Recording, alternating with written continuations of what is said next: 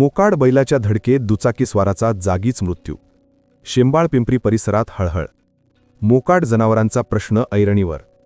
पुसद तालुक्यातील शेंबाळपिंपरी हिवळणी पालमपट मार्गावर मोकाड बैलाच्या धडकेत दुचाकीस्वाराचा भीषण अपघात होऊन जागीच मृत्यू झाल्याची घटना आज दिनांक 7 फेब्रुवारी 2026 रोजीच्या सकाळी 10:30 वाजताच्या सुमारास घडली आहे.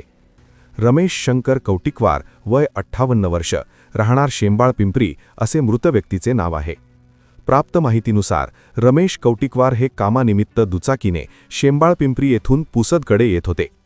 हिवळणी पालमपट गावाजवळ अचानक रस्त्यावर मोकाड बैल आडवा आल्याने त्यांच्या दुचाकीची जोरदार धडक झाली. या अपघातात त्यांच्या डोक्याला गंभीर दुखापत झाली. अपघाताची माहिती मिळताच परिसरातील नागरिकांनी तातडीने मदत करून त्यांना पुसद येथील रुग्णालयात दाखल केले. मात्र उपचार सुरू होण्यापूर्वीच डॉक्टरांनी त्यांना मृत घोषित केले. या घटनेमुळे शेंबाळपिंपरी परिसरात शोककळा पसरली आहे.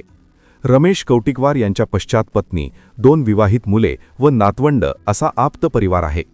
दरम्यान या अपघातामुळे रस्त्यांवरील मोकाट जनावरांचा प्रश्न पुन्हा एकदा गंभीरपणे ऐरणीवर आला असून संबंधित प्रशासनाने तात्काळ उपाययोजना कराव्यात अशी मागणी नागरिकांमधून होत आहे.